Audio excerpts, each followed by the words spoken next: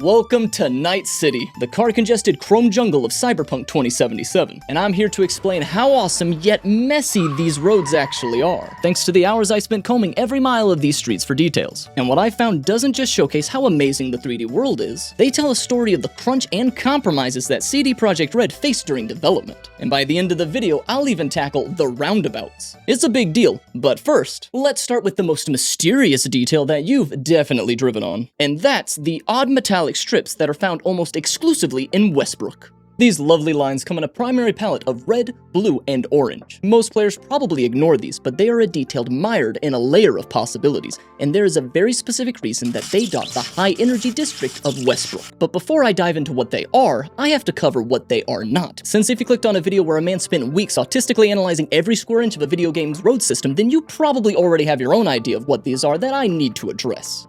First, they are not markings for any known form of transportation. They aren't bike lanes, bus lanes, or tracks for self-driving cars. If they were sectioned off for bikes, they'd be additions to the streets and not just textures taking up space away from cars. Though I guess cars driving over bike lanes is pretty par for the course in the US, so maybe that tracks. Okay, so if not that, then what about buses? Well, the bus lane theory is a popular one online, with people thinking that they're cut content markers. But if that were true, the designs would be more uniform. Instead, we see multiple variations. Plus, it's more likely that they would just color a whole lane red to denote a bus zone, a method that is used in places like Japan, which we know is heavily used to inspire the aesthetic of Night City. And as for self-driving, these appear to be solid metal plates rather than some kind of sensor. And if they were part of a citywide transit network, we'd see them everywhere, or at least more prominently in other rich zones like the city center or North Oak, because currently they are very rare there.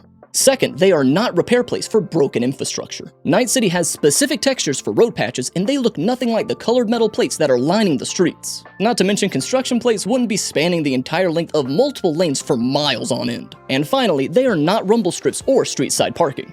Rumble strips belong on the very edges of roads, as when driven over, a car will violently shake, notifying a driver that they're about to drive off the road, so these metal plates wouldn't accomplish that same goal due to their placement and being flat. I'm not flat! Now, as for the street parking explanation, we already have plenty of examples of what actual parking looks like in-game, and this is not it. Now, you're probably thinking, okay, smart guy, then what are they? Well, that's simple. They are expansion joint covers. And that covers that detail, so let's move on to the next one. Whoa! Okay, fine, I'll explain it, jeez. Expansion joint covers sit on top of joints that allow for infrastructure to expand safely when in overly hot environments, since heat causes material to expand and increase in size. It's why when you put a smartphone in a microwave, it'll turn into a tablet. Oh, what was that? Okay, my lawyers are telling me that I should not be saying that joke. So if you don't build around that reality, the structures will buckle and damage themselves as they expand into each other, forming breaks and cracks. So gaps like this IRL example give the street room for the concrete to expand without creating deformities that'll take over a year for the city to get around and fix. You can find this kind of joints within train tracks, industrial piping, and roads, but they're almost always on elevated ones like bridges or interstates. So why are they littering the ground level streets of Westbrook? Surely if it's hot enough to line the pavements with expansion-formed cracks, the rest of Night City would be just as hot too, right? Wrong. Because Westbrook is probably noticeably hotter than the rest of the city. Think about what's required to keep Westbrook bright, corporate, and full of digital outlets. They'd need energy and servers. And what do those two things produce? A massive amount of heat. And because a bunch of glowing server farms and messy power lines would spoil the luxury party atmosphere here, the city shoved them underground, which generates a massive thermal load directly beneath the pavement that could easily deform the asphalt, necessitating these expansion joints. So at points under Westbrook, there would be pockets of energy storage, servers, and data centers, all connected to a network of cooling pipes and heat sinks that are built near the concrete and asphalt us chooms drive on. And these expansion joints keep the roads from becoming more messed up. Now, of course, this is just a theory, but it does explain why they are primarily located in Westbrook, why they're at ground level, and why some of these strips have vents. As you'd imagine, a massive amount of liquid is used to cool the subterranean servers, and that evaporated water needs to be, well, vented. Of course, the alternative to this is that it's just a random detail that the artist thought looked cyberpunk without any deeper meaning attached to it. But that kind of thinking just sucks the fun out of theorizing like a vampiric anti-map pad. With one mystery solved, let's now look at how the roads of Night City visually communicate to us chooms, starting with every frat bro's favorite wall decoration, signs, or more accurately, the lack thereof. On any real busy road, you're bombarded with signage like turn lanes, interstate warnings, sharp turns, or whatever the heck this sign is. While Night City does have some signs, there is a glaring lack of density. So instead of me nitpicking every missing sign in the city, which I could totally do by the way, let's focus instead on the heavy hitter, the ever iconic stop sign.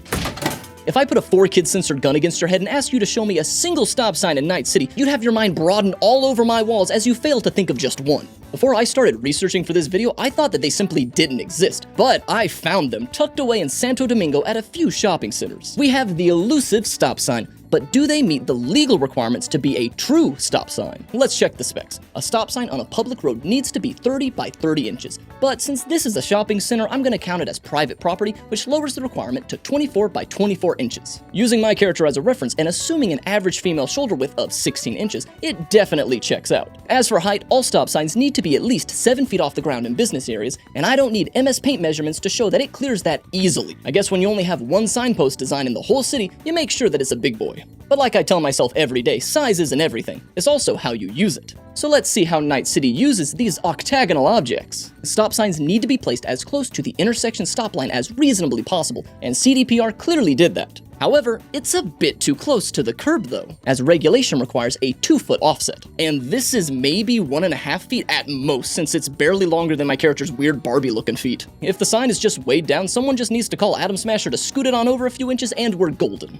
I wish I could just stop here and give it an A-, but the developers missed the most crucial part of a stop sign, the stop itself.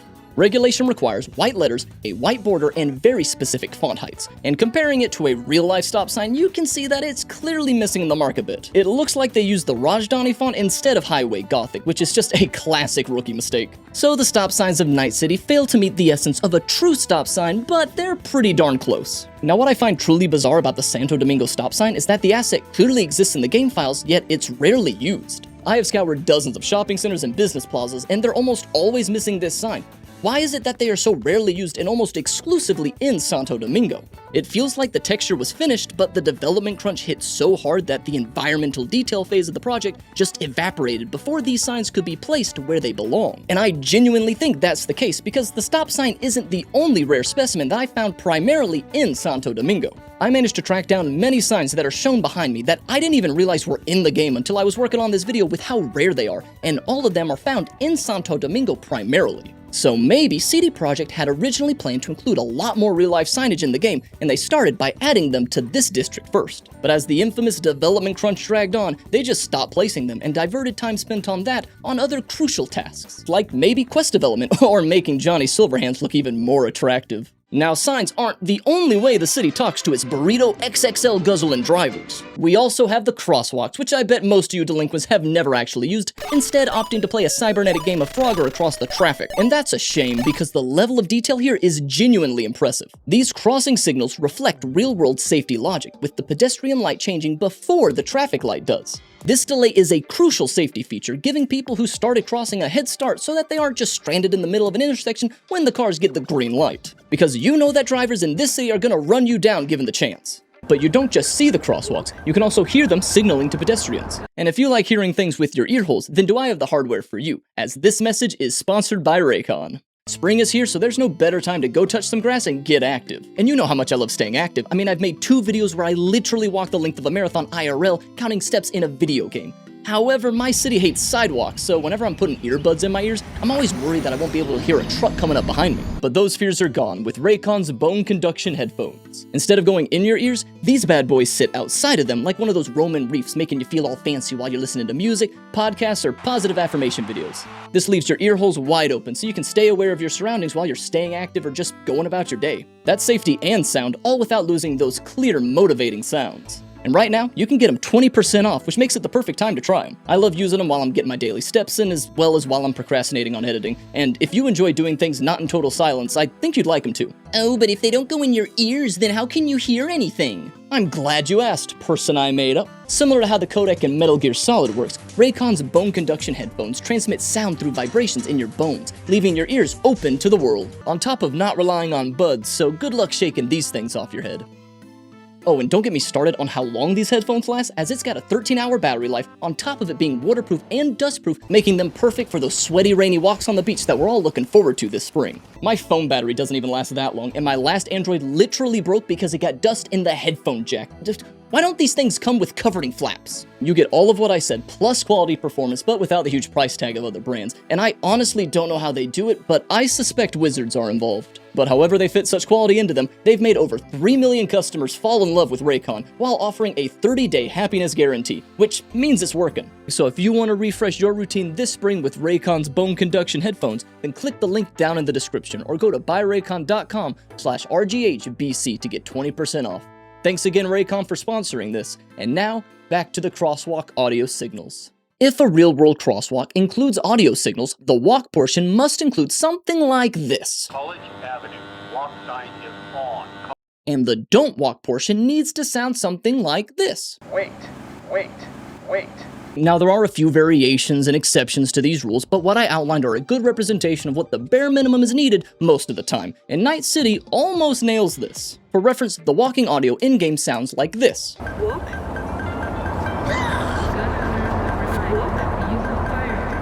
And that's pretty good for a video game walk signal, as it even includes the extra noise used to accent the walk portion. And in Night City's case, that's the rapid beeping. Now, it is missing the audio that communicates which street name is safe to cross, as you typically don't want people mistaking one crosswalk's audio for theirs, but programming that for every street and every crossing in the game would be a bit excessive, so it makes sense that the developers ignored it. The waiting audio, however, misses the mark in a big way. See if you can spot the issue. Don't walk. I'm so clumsy. Don't walk. Night City replaced wait with don't walk, and that seems like a trivial change, but it's actually a catastrophic design choice because wait wasn't just randomly chosen IRL. The problem with don't walk is that half of it is the word walk. So if a speaker glitches or someone has hearing loss and only catches the second half of the sentence, grandma's gonna end up spread across that pavement like a synthetic jam. I could also harp on the lack of a physical push button to trigger the light, but it's 2077. It's safe to assume that everyone's got a neural link, so everyone can probably just signal it with their brainwaves. But a crosswalk is more than just a signal. It's also the physical crossing itself. And here we have some high-tech rule violations going on.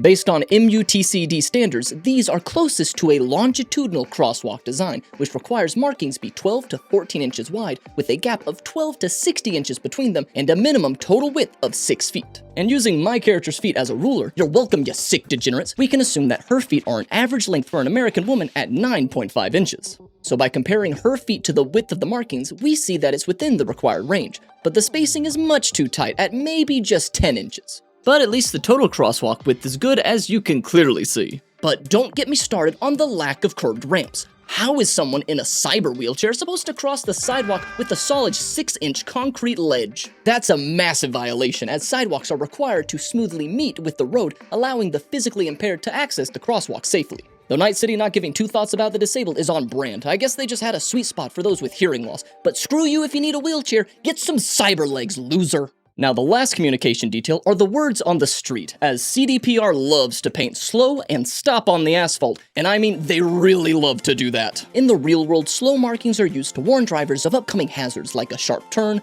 a hidden intersection, or a high traffic school zone, with the key element of them being that they should appear before you need to hit the brakes. Night City, however, loves to tell you to slow down when you're already stopped, as I found several instances where slow is painted right after a stop line at a traffic light. Thanks for that, but the giant red light already handled that, and I can't exactly go slower than 0 miles per hour. Seriously, the overuse of slow in the city has always annoyed me, and I'd love to know why the design team did this, but I have no idea beyond maybe they just thought it made the streets feel a bit more chaotic like a megacity should. On the more extreme end, stop markings are even more regulated, as they must be used in tandem with a physical sign or light, they must be placed only where a driver is required to stop at all times, and they must be positioned ahead of a stop line. And remember how I said that stop signs were rare in Night City? Well, that leads to a ton of markings-only exits, frequently found at the exits of parking or shopping centers. These words are supposed to be an enhancement, not a replacement, but I guess Night City missed that memo. It's almost as if the city wants us to crash, so we have to pay more insurance fees and end up having to buy a whole new car. Hang on, that makes sense. My favorite stop warning is on a bridge connecting Santo Domingo to the city center. Not only is it in a spot where you're not always required to stop, but the markings are the wrong color and they were placed on the wrong lanes, making them upside down for upcoming drivers. They can't even read this. Is it a developer mistake or a bit of environmental storytelling about a city that ran out of white paint and just didn't care enough to check the orientation? You decide. Okay, now let's zoom out and look at the overall design and detail of the city's roads for a bit. In my highway video, I explained the road hierarchy, so I'm not going to repeat myself here. But put simply, highways feed into smaller streets within a city, and then those streets connect to every building. And the city nails this, for the most part. There are some buildings that are seemingly disconnected from the road system, but that's because they're set dressing more than anything else, and were never meant to be traveled to by somebody who's not using mods like me. Looking at the map again, I want to address the fundamental layout of Night City's infrastructure. In urban planning, as Dwight Schrute might say, there are basically two schools of thought. And those two schools of thought are an organic layout or a grid-based layout. An organic design is what you might see in a city like Paris or Tokyo, a place that grew over centuries from a tiny village into a sprawling megalopolis. Because these cities weren't planned for millions of people at their inception, the roads were built for convenience at the time rather than long-term efficiency. That's why you get winding streets, very few right angles, and road networks branching off from multiple epicenters like a web made by a spider on coke. Then you have the grid style, which is more common here in the States. These cities were often founded in the last few centuries or underwent sudden, massive expansions. They didn't pop up slowly from village to city. Instead, they were engineered to become cities from the start. Grid patterns are favored as they maximize property frontage and are far easier to navigate as seen in the Big Apple. Speaking of which, New York City is a perfect example of this design historically, as prior to 1811 it looked like this, a kaleidoscope of straight roads that is far from the look of an actual grid. But then in 1811, the commissioner's plan laid out the rest of the island's roads ahead of time, opting for the efficient, if not slightly boring, grid style that New York is known for. And I'm sure a lot of video game developers are thankful for that fact, as it makes designing New York maps in games like Spider-Man a heck of a lot easier. Alright, now back to Night City. It looks a bit more organic in design, with its roads branching off from a center point and many streets being curved, which is weird considering it was founded in 1990 with the express intent of becoming a large city. So you'd expect it to be a bit more grid-based in design, right? Now I know what you're probably thinking though. Actually, CD Projekt didn't create Night City, they only updated it for the video game. Mike Pondsmith made the city for the tabletop RPG, so maybe he failed to consult road history like a weird loser nerd with a YouTube channel does and just made it how he liked. And that's an understandable, if not oddly specific, and very hurtful thought. I mean, does Mike Pondsmith look like a nerd to you who would consult that kind of thing? Well, he should, because this is what Night City looked like in the most recent tabletop game before the release of 2077. And while not perfect, it is way closer to a grid style than what's in 2077's map. It seems that CDPR chose to make the roads of Night City how I like my women, curvy and very confusing. This might have been done because a less rigid map is just more fun for a 3D video game, or maybe they just drew inspiration from their home turf of Poland, as the capital, Warsaw for instance, is a fascinating example of an organic layout. On top of it having one of the coolest names for a city I've ever heard. Alright, now let's zoom back into Night City. Night City's pavement systems can best be described as a big old box of Lego pieces, but instead of them being all nice and organized, they were thrown together into a giant tub where some of them got chewed on by the family dog, a few got stuck behind the couch, and even some Duplo got mixed up in there. Because these roads have textures that are mismatched or placed incorrectly, kinda like they were grabbed from a mixed pile of textures before being placed. And once you notice these odd placement of textures, it's hard to stop noticing them. As sure, on a straight stretch of road, everything looks fine. But as soon as the road changes, such as at an intersection, roundabouts, or even just a slight curve, the logic starts to break down. CD Projekt clearly lost all the angled road pieces and had to make do with just a bunch of tiny straight ones. Then at intersections, you can see where different models and textures fail to mesh, colors mismatch, curbs are misaligned, and the textures just feel all kinds of wacky, yo. Now they try to hide these seams by slapping down drainage grates, crosswalks, or even those metal plates that I mentioned earlier, but the literal cracks are still there. Sometimes the textures are placed so randomly that it was actually harder for them to mess it up than to get it right, and I have no idea how they managed to pull that off. Take this street near North Oak for example. It starts with a dashed white line down the middle, a yellow line on the left, and a white line on the right. Then as you approach a parking area, the left and right colors suddenly swap.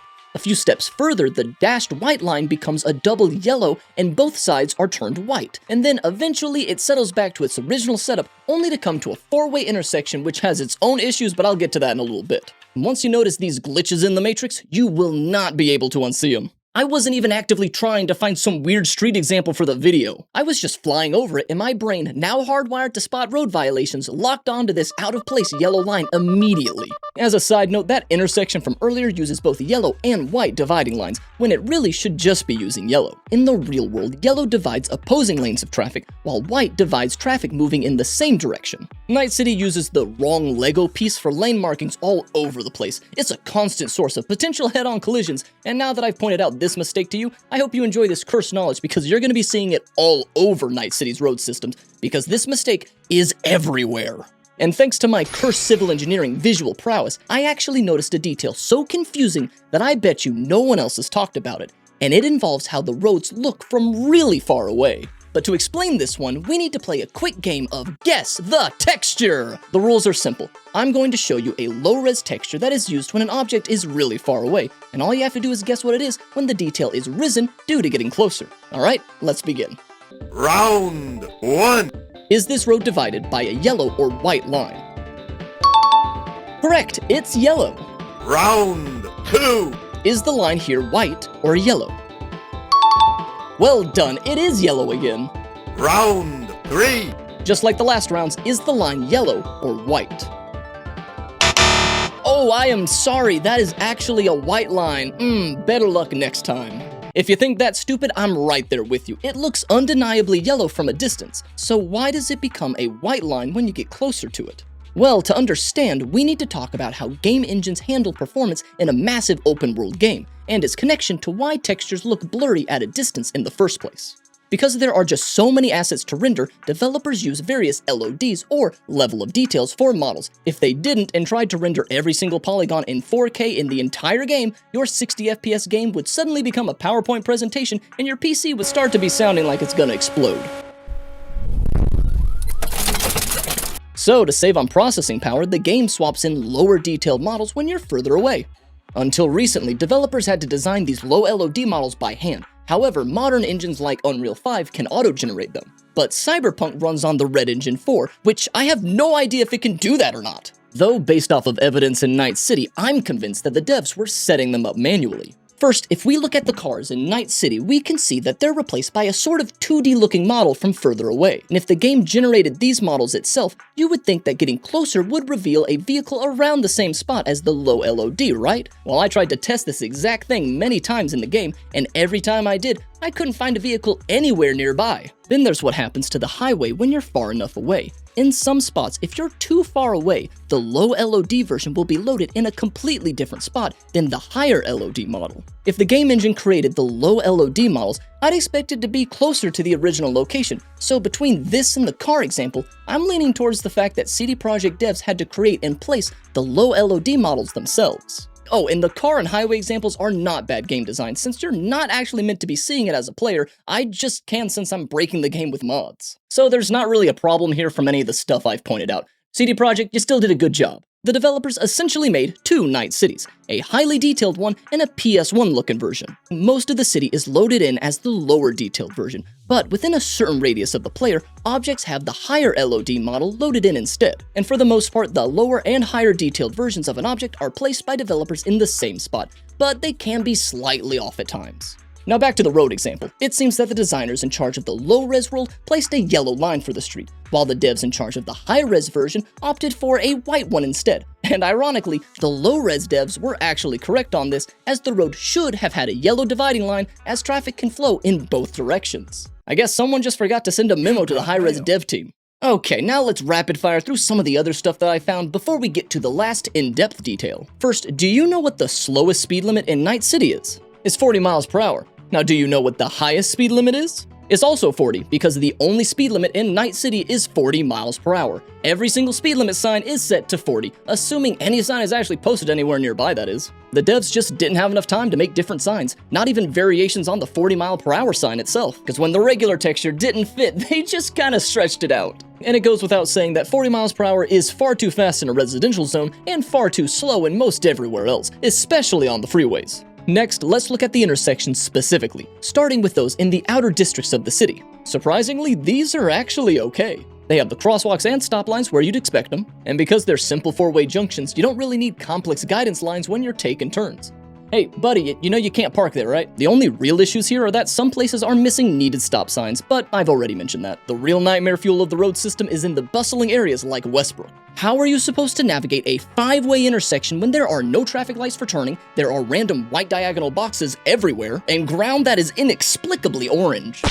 To really understand why all of those things are problems, let's drive through this death trap together, shall we? As you approach the stop line, you can't even see the traffic light while you're there because it's above your head, since they placed all traffic lights on the same side of the intersection as you. In the real world USA, signals are placed on the far side of intersections or in the middle of one, so you can actually see the traffic lights while you're waiting. Then, even if you could see the traffic lights, there are no lights for turning. At multi-laned intersections, there needs to be a dedicated light for signaling when drivers can turn to help them avoid crashes. But not only do they not have that, these lights have an extra one at the top that's never used, so they have the real estate for a turn light, they're just not doing it. Now, once you actually enter the junction, there is zero guidance. A complex 5-way intersection like this should have puppy lines or dotted white lines that guide you through a turn so you don't accidentally sideswipe someone.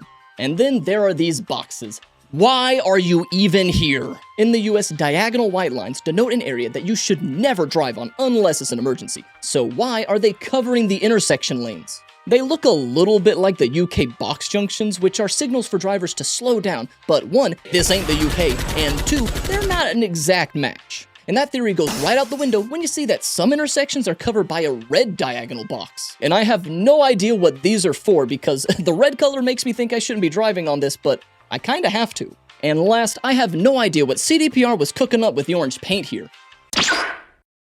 Nice try, but First of all, colored intersections are not a normal thing here in the US. And while Japan also has a heavy influence on Night City's design, and they do have colored lanes there, as I explained in my previous roads video, they do not have colored intersections, let alone ones that are solid orange. Trust me, I looked all over Google Maps in Japan and I could not find one. Maybe they just thought it looked cool, but to me it just looks like someone ran over Skippy here.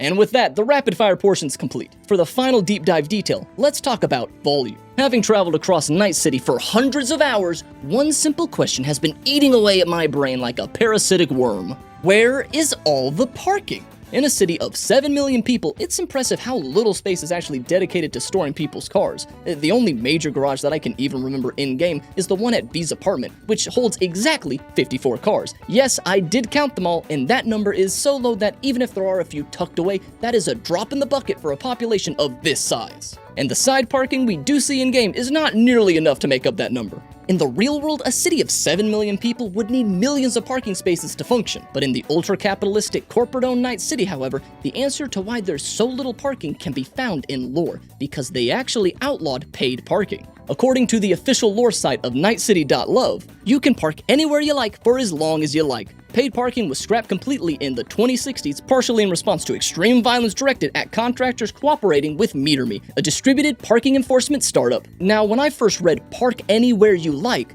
I assumed that it meant that all parking spaces were free and you were on a first-come, first-served kind of style. But the math didn't add up. There still was not enough spaces. But then it hit me.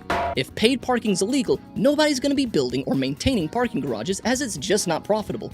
This explains why tow companies then also vanished, as there's no money in moving cars if you can't charge for the impound. And without towing or garages, people simply stopped caring where they left their vehicles. So yeah, the city literally made parking anywhere legal. So apparently, I've been a law-abiding citizen every time I left my car in the middle of the street to get footage for this video. Hey, sorry for calling you out earlier in the video, buddy. I guess you actually can park here. This additionally explains why some parking spots have those little thingamajigs or gizmos that appear to have a screen that's just turned off. These were once parking meters that have no power going to them since paid parking was outlawed and nobody ever bothered to scrap them. It even explains why the massive parking lot at the abandoned mall in Pacifica even exists. It's because it was developed in the 2050s before the 2060s legalized IRL parking battle royales.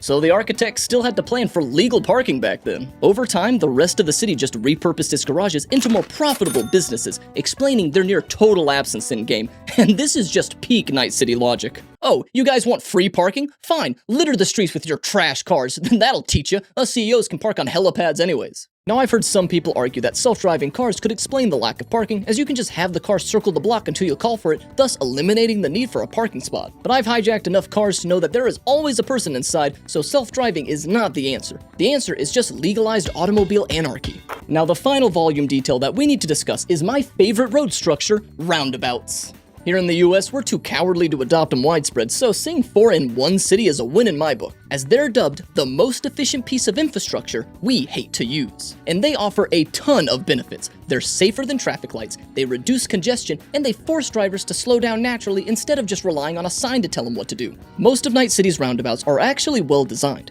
The curvature is manageable, and the central island uses trees or structures to physically block people from trying to drive straight down the middle, because you know if they didn't, some people would definitely try. A negative aspect of these roundabouts are that some of them have transitions that are still a bit messy, using 90-degree turns for exits that force drivers to nearly stop, the exact opposite of the smooth flow a roundabout is supposed to provide. But the real offender is this specific roundabout located here that has traffic moving in opposite directions. That completely defeats the purpose of these things. A roundabout only works because everyone flows in the same direction, eliminating most points where you need to stop. So not only is this setup dangerous, but it causes constant gridlock as drivers in the inner circle have to wait for an opening to cross over traffic just to exit. And don't even get me started on the fact that it uses a dashed white line instead of a solid yellow line to divide the lanes. I am so done talking about dividing lines. Instead, let's talk about size, because I was lying earlier, because size does matter when talking about infrastructure, not anything else. Get your head out of the gutter. The number of lanes in a roundabout is directly tied to design volume, or the amount of traffic engineers estimate will be used by a roundabout at any given time. As a base, a standard single-lane roundabout is built to handle roughly 10,000 to 20,000 vehicles per day, with a peak hourly rate of about 1,500 cars. And looking at one of the smallest roundabouts in Night City, it has 2 lanes, raising the daily traffic range needed to justify it to about 20,000 to 30,000 cars, and it actually gets that many cars in-game. I actually sat here for an hour and counted every car that went into this roundabout, and I found that 1,170 cars went in 1 hour, or 28,080 cars in a total day, which is perfectly in range. Good job, CD Projekt. And I'm just gonna assume that the other roundabouts meet the required number of cars to justify their existence, because I do not have infinite amounts of time to count cars going around roundabouts, and also because NPCs sometimes just drive around them in circles forever, so counting the number of cars going around the city center roundabout would be a nightmare if I'm trying to avoid miscounting. Now, there is one more thing, because while this does make sense in-game, this world suffers from the limitations of the almighty GPU and CPU. Lore, on the other hand, has no such physical restrictions. If we want to see if these lanes are justified in the real Night City, we have to do some comparison math. The most lanes in a roundabout that can be found on Earth are around the Arc de Triomphe in Paris, with a total of 12 lanes as it handles 110,000 vehicles daily. Now, as much as I'd like to just compare the populations between the two cities and be done with it, population alone isn't a great metric. Instead, we need to use population density, because cramped populations create worse traffic, and Paris has about 19,000 people per square kilometer. Then we have Night City, with 7 million people packed into roughly 75 square kilometers, and that density comes out to a staggering 92,000 chooms per square kilometer. That is more than double the density of Giza, Egypt, which has the highest density today of around 45,000 people per square kilometer. With this number in mind, these roundabouts aren't too large, they're actually way too small. And now that I said that, don't you dare go commenting something like, actually, most people in Night City probably can't even afford a car, so you're wrong and ugly. Because in Paris, only about 4% of the trips made in the city are done by car, yet they still need those 12 lanes in the roundabout. If we were to scale a roundabout to Night City's density, which is about 5 times more than Paris's, by the way, it would theoretically need almost 60 total lanes and be almost 1,050 feet in diameter, effectively the height of the Eiffel Tower on its side. However, if we assume that the 12 lanes in Paris are actually overkill, which is possible, the absolute minimum that I can estimate for Night City is 6 lanes. That means that even the biggest roundabout in Night City is still 1 lane too short, and that is me using some generous assumptions. But overall, CDPR just needs to add some lanes, curve up those entrances, and plop down a few yield signs, and you're good to go. And with that, I've covered everything I wanted to cover that I could fit into this video. There were still more things road-related and not road-related that I found in this city that I really wanted to talk about, but I just didn't have time for it. So let me know if you want a video on my favorite details in Night City that I've found while doing these videos in the future, because I need an excuse to talk about these gas stations. I had a whole segment about them in the original script, but I had to cut it for time. Until then though, the next video is going to be on the bus systems of GTA 5, and then after that one on the history of gambling in video games, how it works, and how it's infected other industries. And of course, if you're still here, remember to like the video, hype the video, and subscribe, and maybe check out any other videos on my channel, like the one on the highway system of Night City. But if not, no pressure. And until next time, I hope y'all have a wonderful rest of the day. Stay awesome, y'all.